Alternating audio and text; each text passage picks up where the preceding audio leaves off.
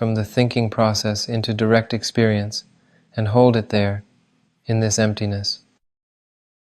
And their experiences will unfold.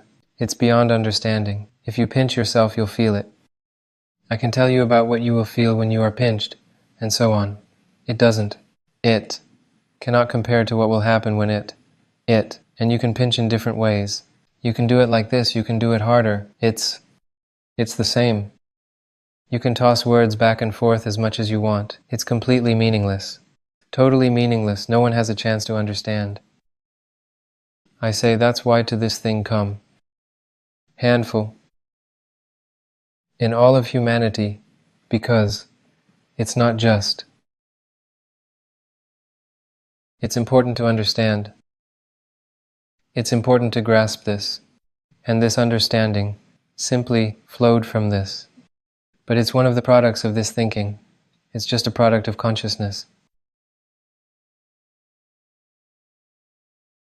It's just like speaking, just one of the products of consciousness.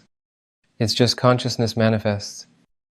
There is, I don't know, maybe there is a feeling that the mind recognizes and starts to... It's an illusion that it understands something it doesn't understand. It's impossible to understand this. How do you understand the taste of an orange? Well, stop deceiving yourself. See it. Pinch yourself. How to understand this? It cannot be understood. The taste of an orange, its color. It's not the orange color, but it knows itself. It's not the sun. It knows itself like what it's like to swim in water. It knows everything itself. It's beyond description and doesn't need it. It appears as though the mind is gripping onto it with such intensity that it quite literally feels like a form of knowledge. That is, it's very complicated. My head is actually cracking right now. What is this? This is also a part of some kind of, well, the very same movement that involves living life to the fullest. I mean, everything, it just all happens. And you are there, your thinking happens. And there's something, but in it, at some point, arises. I somehow have an inkling about something, and then it finds some sort of confirmation. Same occurrence happening again. And then it seems for me, like inside this thing that lives on its own, there's a kind of thread that still manages to cling to itself. And it seems that it possesses some knowledge. But it is also there.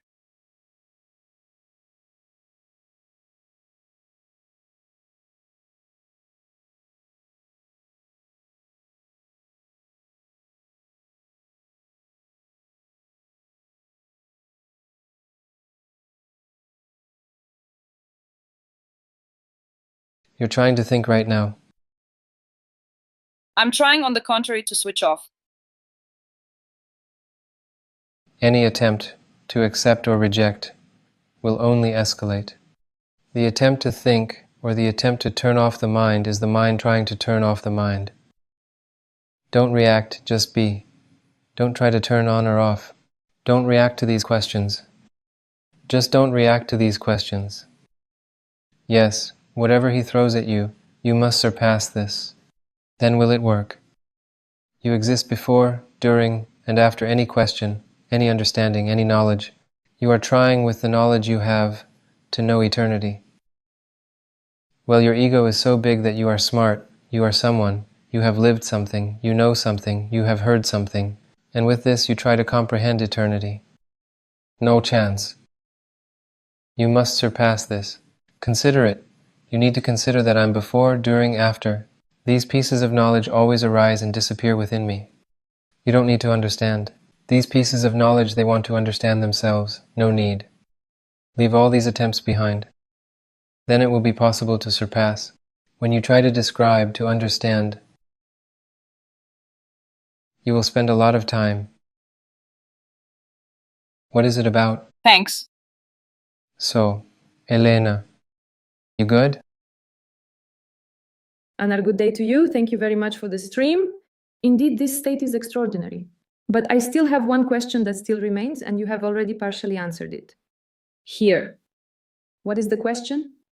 What is the best way to manage those complex feelings that can really feel as though they are overwhelming me? I find that this is how I tend to deal with fear in my life. Yes, I remember you said that I thought generates feeling, But it seems for me like I don't even have any time to think, and the feeling is so strong. But even now, when I press the raise hand button, I didn't even have time to think, and fear just engulfed me completely.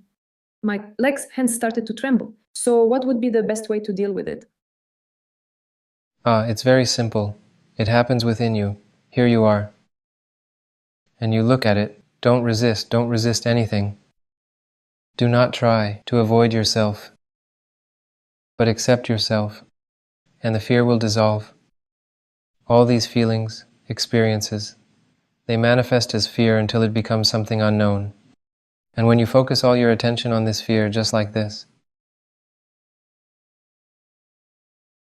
what you are will remain, and it will dissolve. And you'll calm down. So, and when the one who was watching disappears, only consciousness will remain. It exists anyway, and somehow, there is only it. Then there will be no one left to be afraid, to worry, and so on. It will not disturb at all. And this will be in direct experience. Well, just like it will just happen. Yeah. There was the practice. I say, just, ideally, so that this Zoom does not end simply with knowledge that you listened to, enjoyed in the moment, and moved on. To explore the next knowledge, you need to break out of this cycle. For this, you will have to gather all your willpower to just be without effort. Put all your strength into just being without effort. Listen again, again, again, again, again. I might throw in some more material, but everything is here. And it can, and everything, just release. Yes, as if I am trying to escape from this feeling, but if you listen correctly, you need to, on the contrary, if it happens, let it be as much as possible. Yes, nothing. Do not avoid yourself. Accept yourself completely in all your manifestations, because by avoiding yourself, it will turn into illness, into whatever, because you should not run away from yourself. Accept yourself fully as you are. In all manifestations, just be calm, and do not accept that this is happening to you. In reality, at some point there will be a moment when disidentification occurs, and you will realize that you are something that reminded something that this body, for it to function, that which they call spirit. This is you, this is the consciousness that allows this body to function at all. And it is unshakable, it is not affected, it cannot be sick or healthy. It cannot be this color or that, and so on, that is. And this is you, and this body is just a suit. One of, which is also made of this same consciousness. Just fantastic. Thank you very much. Thank you. So, Alexandra.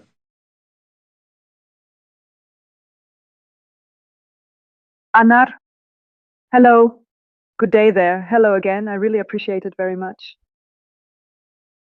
Yesterday, I found myself contemplating what it is that I desire, which is to attain the highest level of transparency and purity possible.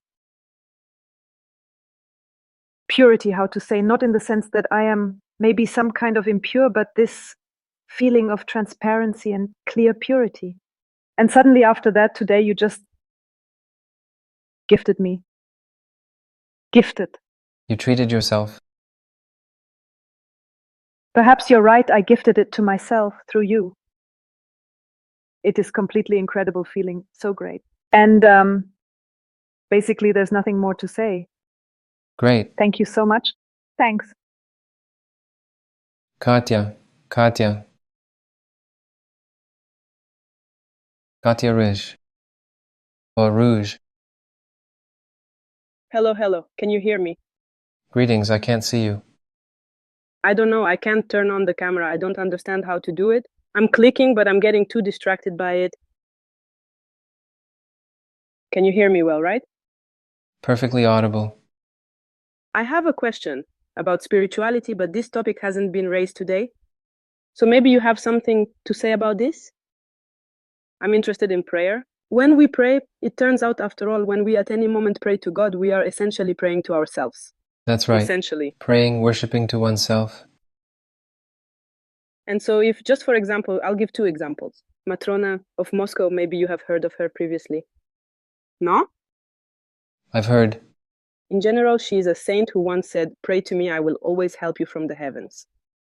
From India, culture, for example, this is Yogananda. He also said once the same, "I will live for another world. Pray to me, I will help you." So we see a lot of people, these people who became enlightened on earth, where did they go? Whom to pray to? I can't understand. I just can't fit all these systems in my head. When they say I, they are talking about the true I. Not about Yogananda. Only about the true I. All that exists is consciousness. When they say that, when you pray, it will be sincere at that moment. You will mention Matrona. Even, for example, if you pray to this little cap, it will fulfill everything that is needed, because he is God, and there is nothing separate from God. Therefore they know this in direct experience. So to make it easier for us, out of compassion, they need to rely on someone. They always need to rely on someone. Understood. So that it would even be easier for us when there is some image in the head.